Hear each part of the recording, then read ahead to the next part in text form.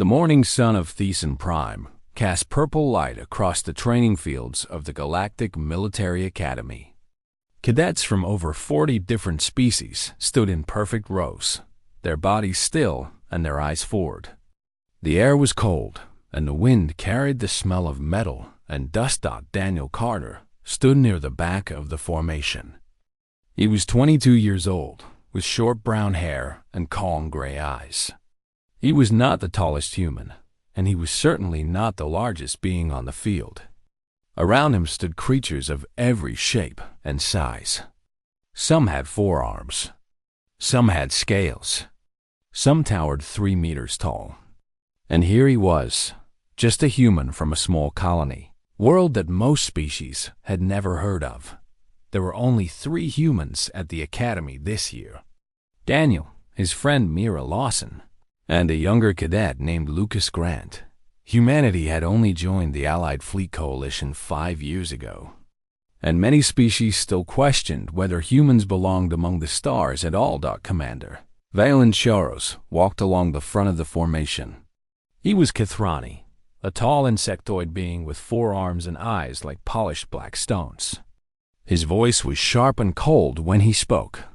"Today I will announce the final trial of your training," Commander Charos said. "Many of you believe you are ready.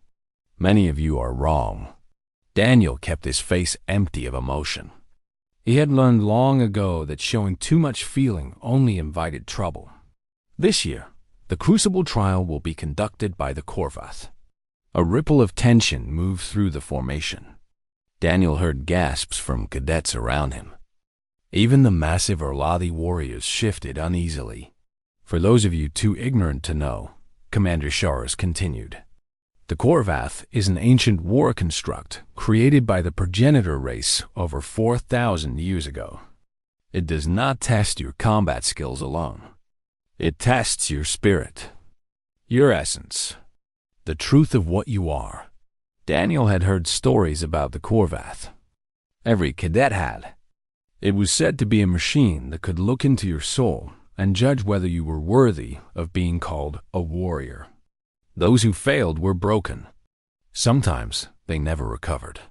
"In 4,000 years," Commander Charos said, "the Korvath has never bowed to any species. It has tested the greatest warriors of the Veloci Empire. It has judged the champion fighters of the Aladi clans. It has evaluated soldiers from every corner of the galaxy. None have earned its respect. It only judges, and those found unworthy are eliminated." The commander's black eyes swept across the formation and stopped on Daniel. "Some of you do not belong here," Commander Charos said. "The Korvath will prove it." Daniel did not react. He simply held the commander's gaze until Charos looked away. After the formation was dismissed, Daniel walked toward the meal hall with Myra beside him. She was 24, with dark hair pulled back tight and sharp brown eyes that missed nothing. "He was talking about us," Myra said. "About humans." "I know," Daniel replied. "Doesn't that make you angry?" Daniel considered the question. "No, anger won't change what he thinks. Only actions will." Myra shook her head. "Sometimes I don't understand you, Daniel. You never get upset. You never fight back when they insult us." "Fighting every insult is exhausting," Daniel said. "I save my energy for things that matter." Before Myra could respond, a shadow fell over them both. Torek Van stepped into their path. He was Erlavi, a massive reptilian being with green scales and yellow eyes. He stood nearly 2.5 meters tall, and his arms were thick with muscle. "The little humans," Torek said, his voice deep and mocking. "I heard you will face the Korvath, too. This should be entertaining." "We'll take our trial like everyone else," Myra said firmly. Torek laughed. It was an ugly sound. "Your species crawled out of the mud only moments ago. You have no warriors, no history, no honor.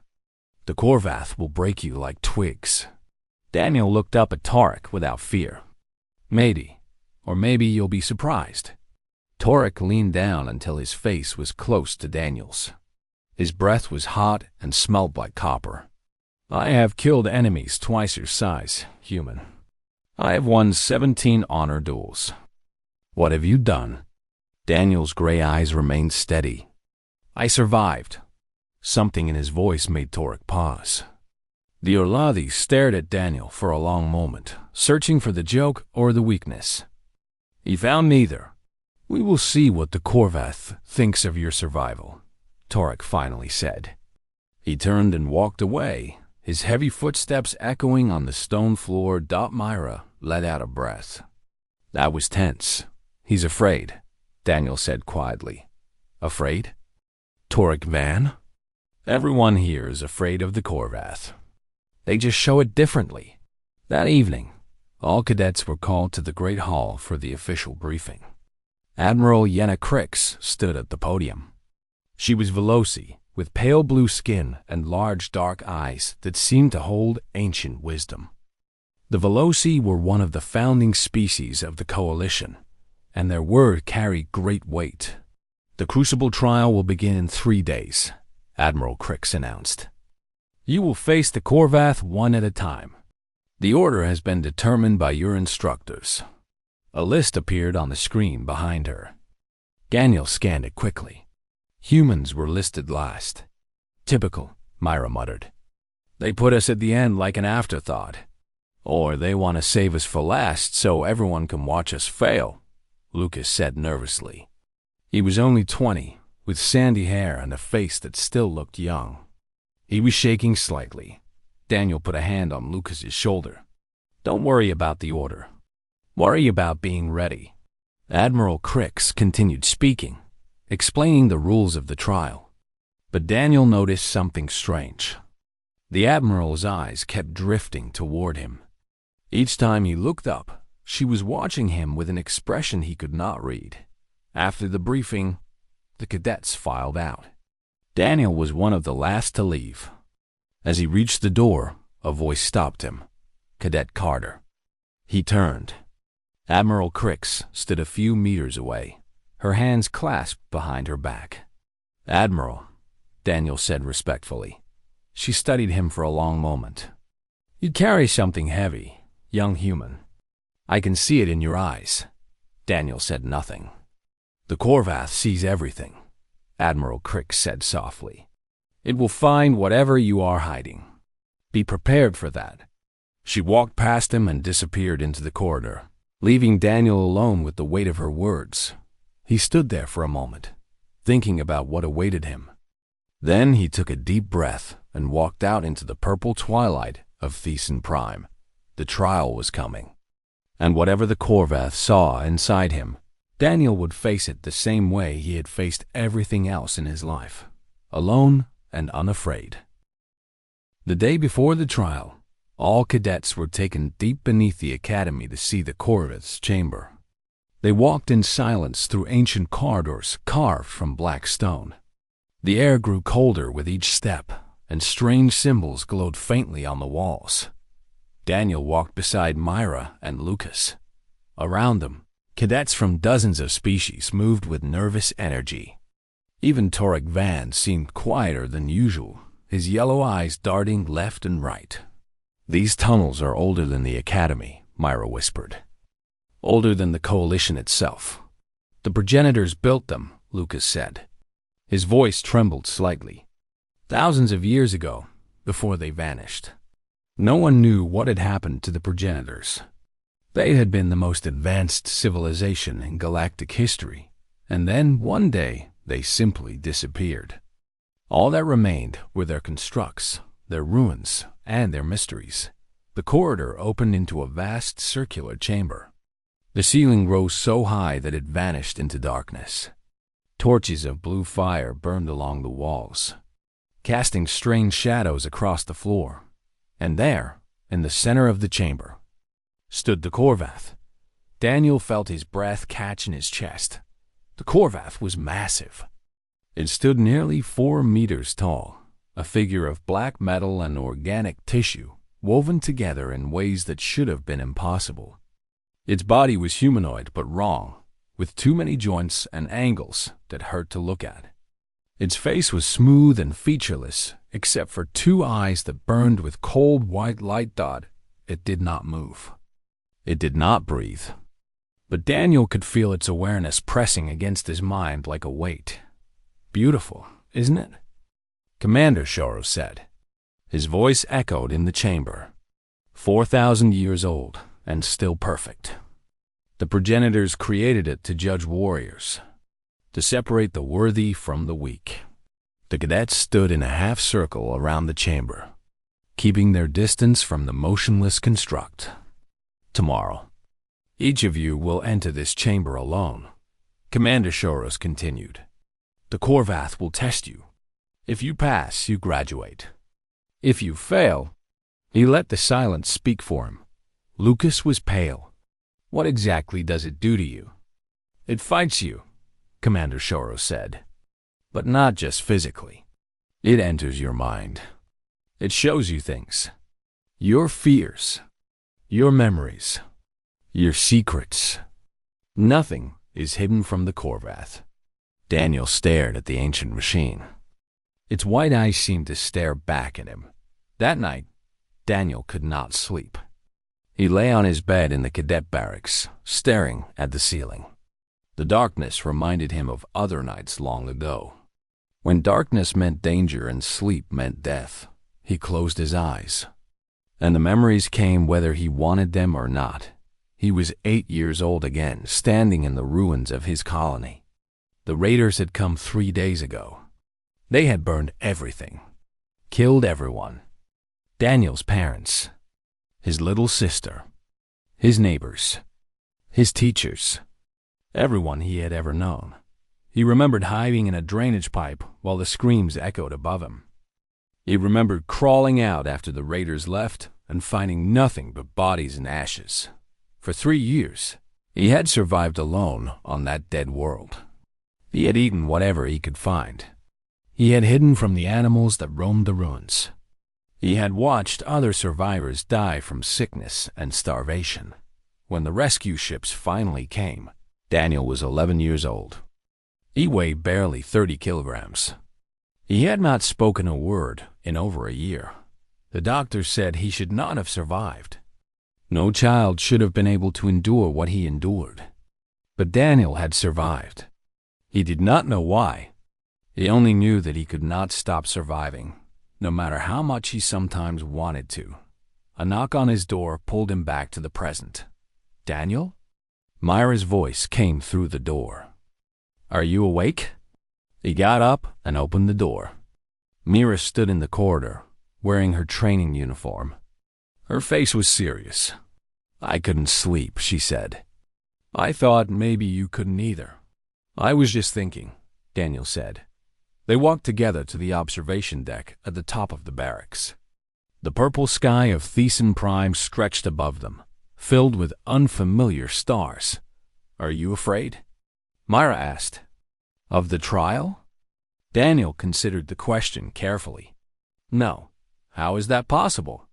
Everyone is afraid. Even Torek, even though he won't admit it.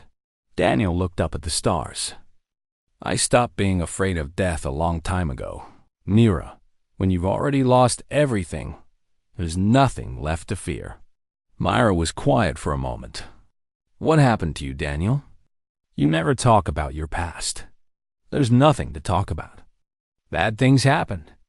I survived. That's all. That's not all, Myra said softly. I've known you for 2 years. I've seen you face situations that would break most people. You never panic. You never lose control. But there's something in your eyes sometimes. Something deep and heavy. Daniel turned to look at her. The Korvath will see everything, won't it? All my memories. All my secrets. That's what they say. Then tomorrow, it will know what I am. And it will judge me for it. He paused. I don't know if I'll pass, Mira. I've done things. Seen things. I'm not the hero everyone expects from a soldier. Myra put her hand on his arm. You're the best person I know, Daniel Carter. Whatever you've done, whatever you've seen, It made you who you are. And who you are is someone worth knowing. Daniel almost smiled. Almost thought the next morning, the trials began. The cadets gathered in the chamber beneath the academy. The Korvath stood in the center, motionless as always. But there was something different in the air now. A tension, an electricity. The ancient machine was awake and waiting. Commander Sharos called the first name. A Veloci cadet stepped forward, her blue skin pale with fear. She walked to the center of the chamber and faced the Korvath. The construct's eyes flared brighter. And then it moved odd. It was impossibly fast. One moment it was still, and the next it was upon her, its metal limbs striking and testing. The Veloci cadet fought back with everything she had, but she was overwhelmed in seconds. But the Korvath did not destroy her. It stopped, its wide eyes studying her as she lay on the ground, gasping for breath. Then it spoke. Its voice was like grinding stone and distant thunder.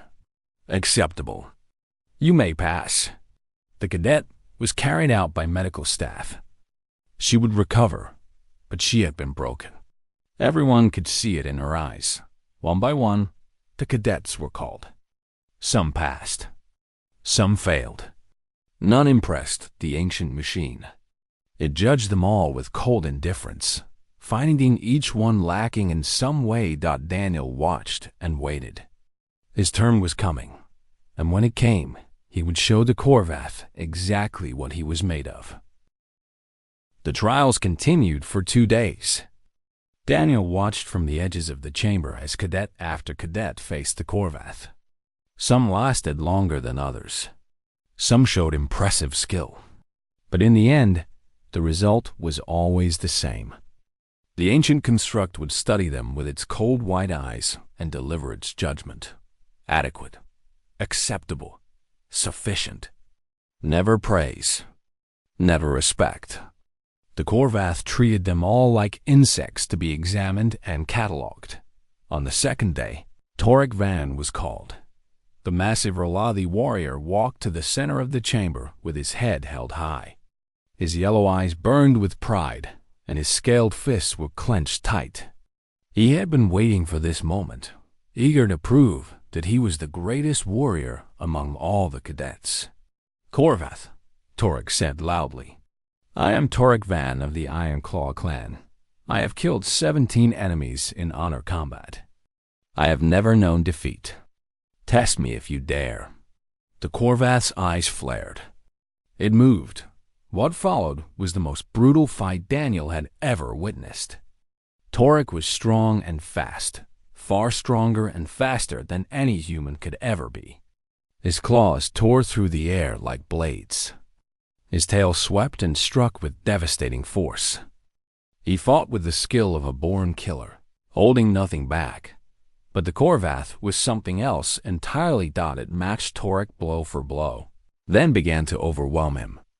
Its metal limbs moved in patterns that seemed impossible, striking from angles that should not exist.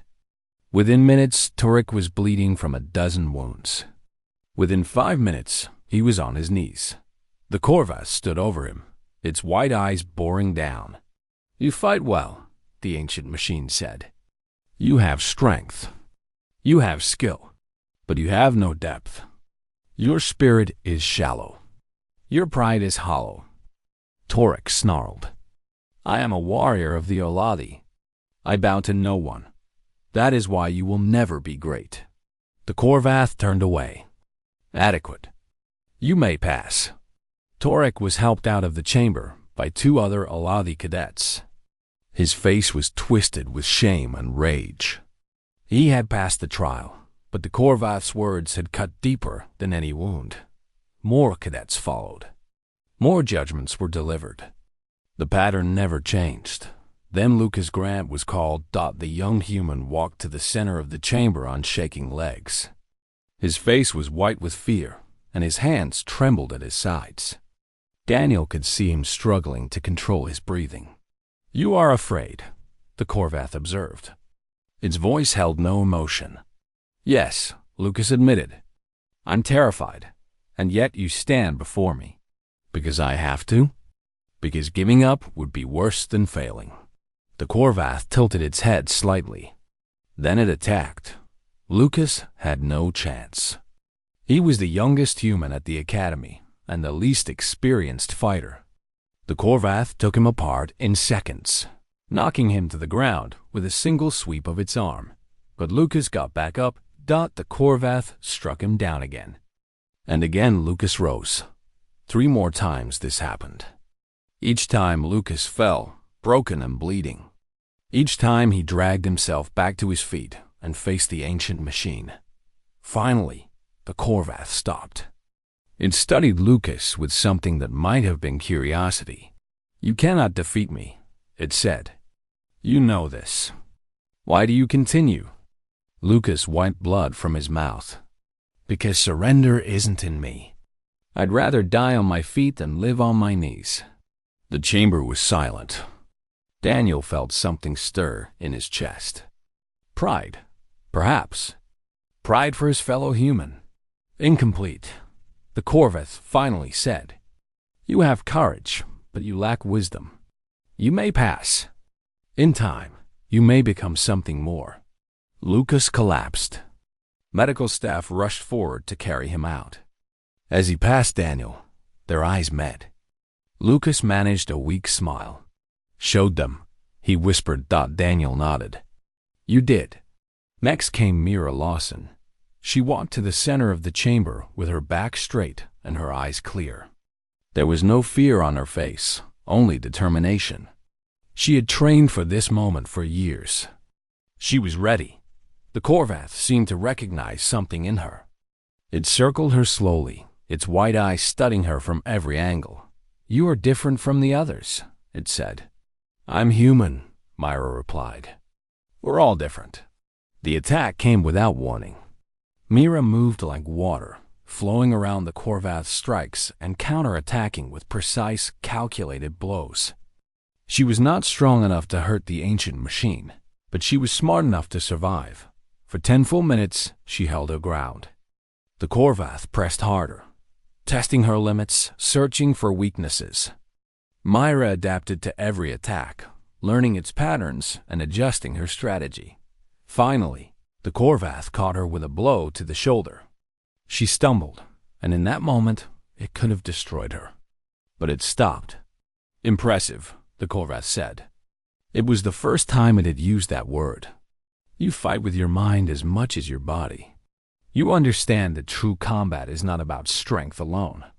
Myra stood tall despite the pain in her shoulder. "I fight to win. Whatever it takes." "Worthy," the Korvath declared. "You may pass." Mira walked out of the chamber under her own power. As she passed Daniel, she squeezed his hand. "Your turn," she said softly. "Show them what we are." Daniel nodded. But before he could respond, Commander Sharos called the final name. "Cadet Daniel Carter. Step forward." The chamber fell silent. Every eye turned to the human who walked slowly toward the center of the arena. He was not impressive to look at. He was not large or muscular. He moved with quiet calm, nothing more. The Korvath watched him approach. And something changed. The ancient machine, which had been in constant motion throughout the trials, went completely still. Its wide eyes fixed on Daniel and did not waver. The air in the chamber grew heavy, thick with tension that everyone could feel. Daniel stopped in the center of the arena and looked up at the towering construct. "I'm ready," he said simply. The Korvath did not attack. It did not move. It simply stared at Daniel with an intensity that made several cadets step back in fear. When it finally spoke, its voice was different, softer, almost reverent. "What are you?" it asked. Daniel met its gaze without flinching. "I'm just a human." "No," the Korvath said slowly. "You are something more. Something I have not seen in 4,000 years." It took a step closer, and everyone in the chamber held their breath. "Show me," the Korvath commanded. "Show me what hides behind those eyes." And then it reached for Daniel's mind. The world dissolved around Daniel. The chamber, the watching cadets, the blue torchlight, all of it faded away like smoke in the wind. He found himself standing in darkness, alone with the presence of the Korvath pressing against his consciousness. "Do not resist," the ancient machine's voice echoed in his mind. "Show me your truth."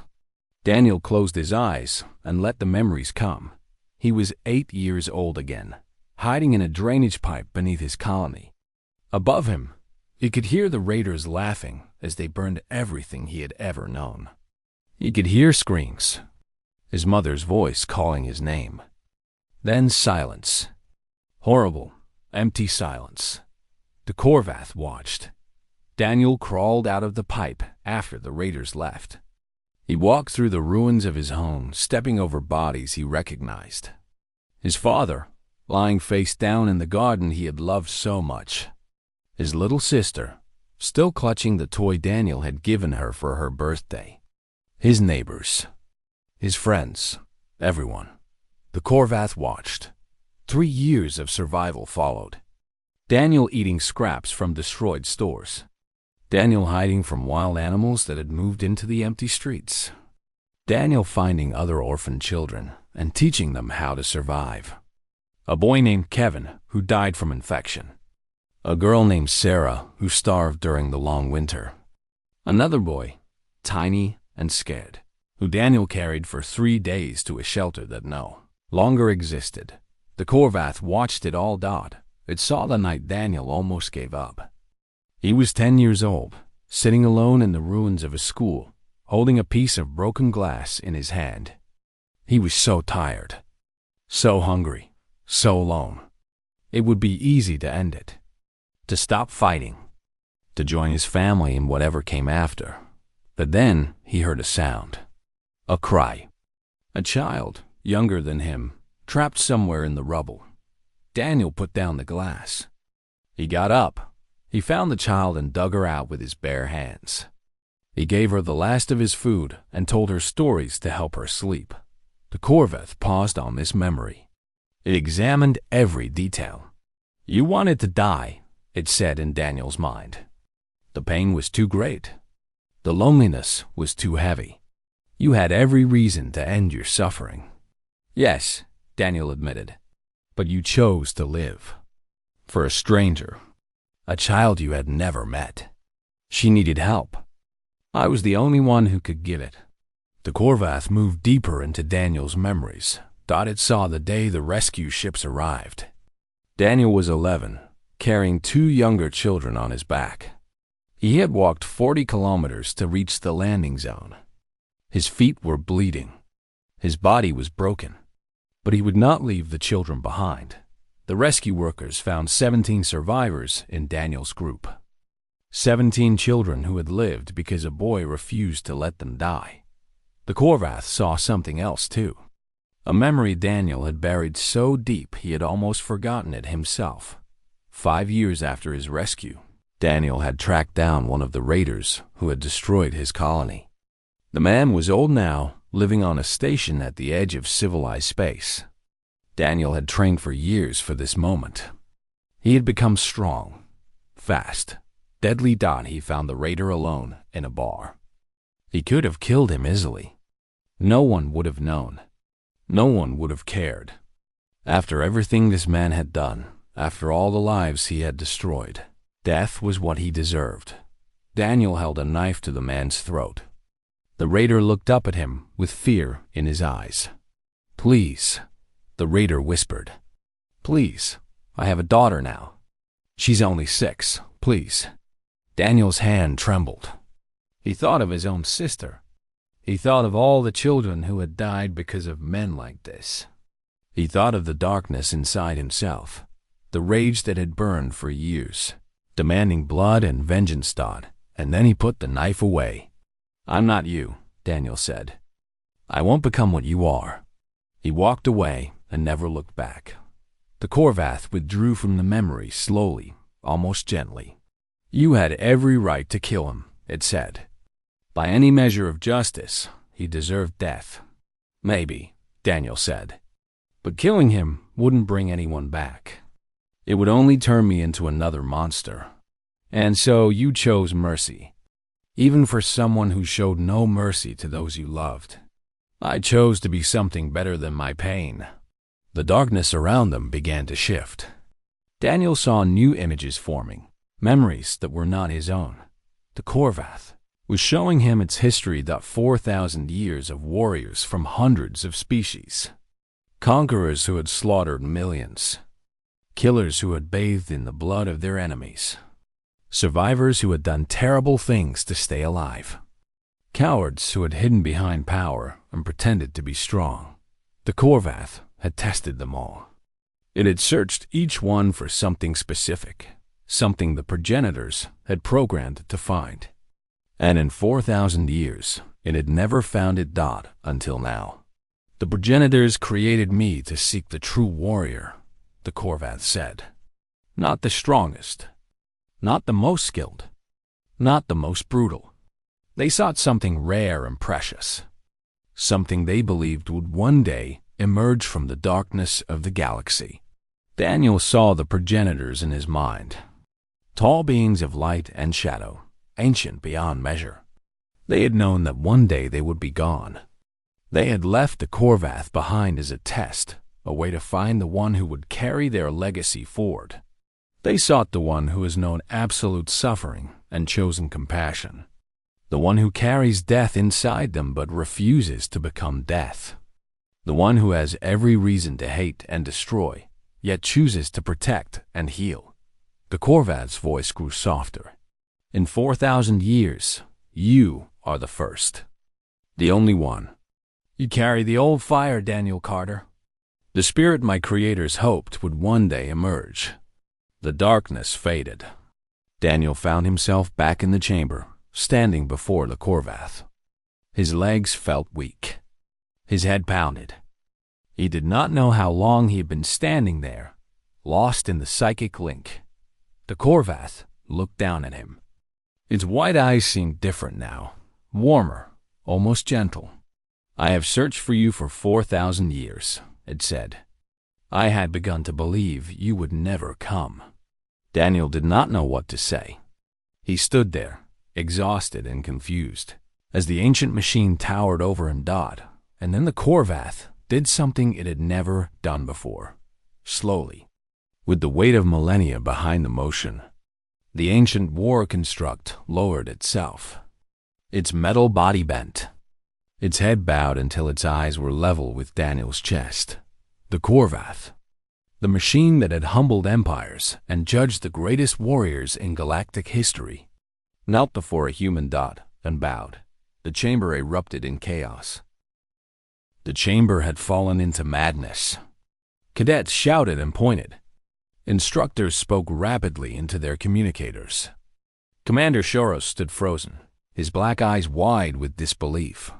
The Korvath remained bowed before Daniel, its massive form lowered in a gesture of respect that no one had ever witnessed before. The ancient machine that had judged warriors for 4,000 years, that had never shown deference to any being.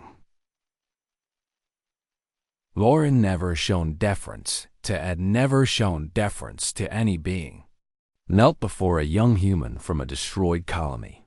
"This is impossible," Commander Shoros finally managed to say.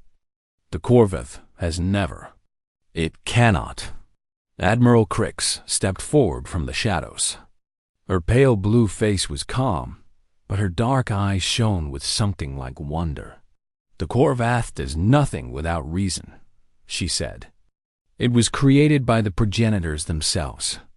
If it bows, then it have found what it was programmed to seek. What could it possibly have found in a human?" Someone shouted from the crowd. The Korvath rose slowly. Its wide eyes swept across the assembled cadets and instructors, and when it spoke, its voice filled the entire chamber. "For 4,000 years, I have searched. I have tested the warriors of every species. I have looked into the hearts of conquerors and kings. I have judged the champions of empires that rose and fell like waves upon the shore. In all that time, I found strength. I found skill. I found pride and ambition and cruelty. The ancient machine turned to look at Daniel. But I never found what my creators sent me to seek. The true warrior. The one who knows darkness so completely that they could become darkness, yet chooses light instead. The one who carries enough pain to destroy worlds, yet uses that pain to heal. The one who has earned the right to hate, yet loves. The one who has earned the right to destroy, yet protects. The chamber was silent now. Every being present felt the weight of the Korvath's words. This human has suffered beyond what most of you can imagine. He has lost everything. He has been broken in ways that would drive most beings to madness or cruelty. He has stood at the edge of the abyss and looked into its depths. The Korvath's eyes seemed to glow brighter. And he chose compassion. He chose mercy. He chose to save lives instead of taking them. He chose to become a protector instead of a destroyer. This is what my creators sought. This is the old fire. This is the spirit that can lead the galaxy out of darkness. Commander Shoros stepped forward, his expression troubled. The progenitors have been gone for millennia. Whatever they wanted, whatever they planned, it no longer matters. You are wrong, the Korvath said. The progenitors knew that one day, the galaxy would face a threat greater than any empire. They left me behind to find the one who could unite the peoples of the stars. Not through conquest, not through fear, through something more powerful. And that something is him? Shoros pointed at Daniel. A human boy with no family, no power, no position. The Korvath turned to face Shoros directly. Power is easy to find. Cruelty is common. Strength without wisdom is destruction. But a being who has known the worst of existence and emerged with their spirit intact, with their compassion unbroken, with their courage untainted by hatred, that is rare. That is precious. That is what the galaxy needs. Torik Van pushed through the crowd. The massive Aladi warrior stopped a few meters from Daniel, his yellow eyes unreadable. I mocked you, Torik said. I called you weak. I said your species did not belong among warriors. Daniel met his gaze calmly. I remember. Torik was silent for a long moment. Then, slowly, the proud Aladi warrior raised his fist in the traditional salute of his people. I was wrong, Torik said. You have proven yourself a true warrior. Not through strength, but through spirit. I am honored to have witnessed this. Other cadets began to step forward. One by one, they offered salutes of their own, gestures of respect from a dozen different species. The chamber filled with the sound of acknowledgement, of acceptance, of something that felt almost like Hope. Admiral Crix approached Daniel. She looked at him with ancient eyes that had seen civilizations rise and fall. I suspected there was something different about you, she said. From the moment you arrived at this academy, the Veloci have old stories about the progenitors, about what they hoped to find. I never believed those stories were true. Until now. Daniel shook his head. I'm not special, Admiral. I'm just someone who survived. That's all.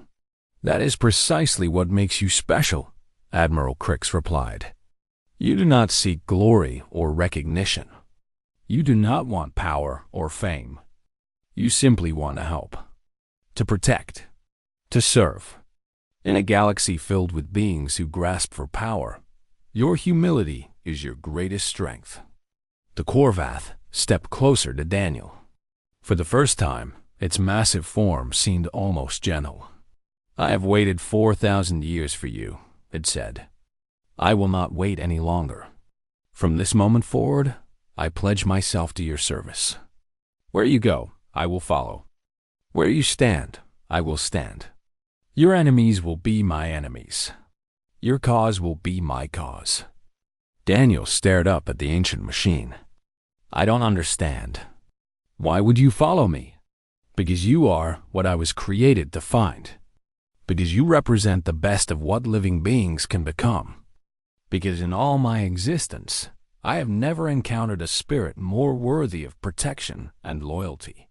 The Korvath placed one massive metal hand over its chest. I am the Korvath. I am the judge of warriors. And I choose you, Daniel Carter. I choose to serve you. Not because you are powerful, but because you are good. Myra pushed through the crowd and threw her arms around Daniel. Lucas followed close behind, his face still bandaged from his own trial. I knew it, Myra said, laughing and crying at the same time. I knew you were special. I'm not, Daniel insisted. I'm just... Stop, Lucas interrupted. For once in your life, just accept that you did something amazing. Daniel looked around the chamber, at the cadets who had mocked him now watching with respect, at the instructors who had dismissed him now staring in wonder, at the ancient war machine that had chosen to kneel before him. What happens now? He asked. Admiral Crick smiled. Now, the galaxy learns that humanity is not the weak, primitive species they believed. Now, they learn that a human earned the respect of the Korvath. And now everything changes. That night, Daniel stood alone on the observation deck. The stars of Thizin Prime spread across the purple sky above him. Behind him, the Korvath stood silent and watchful. Its new guardian role already begun. Mira found him there, as she always did. How do you feel? She asked. Daniel considered the question. Tired, he admitted, but also hopeful, maybe for the first time in my life. The whole galaxy is going to know your name, Myra said. The human who made the Korvath bow. They'll tell stories about this for centuries. I don't want stories, Daniel said. I just want to help people. That's all I've ever wanted. Myra smiled and stood beside him, looking up at the stars. Then that's what we'll do, she said. Together. Behind them, the Korvath watched in silence. 4,000 years of searching had finally ended. The old fire had been found, and somewhere among the stars, the spirits of the progenitors rested easier, knowing that their hope had not been in vain. The galaxy would never look at humanity the same way again, and Daniel Carter, the boy who had survived the destruction of everything he loved, would spend the rest of his life proving that compassion was the greatest strength of all.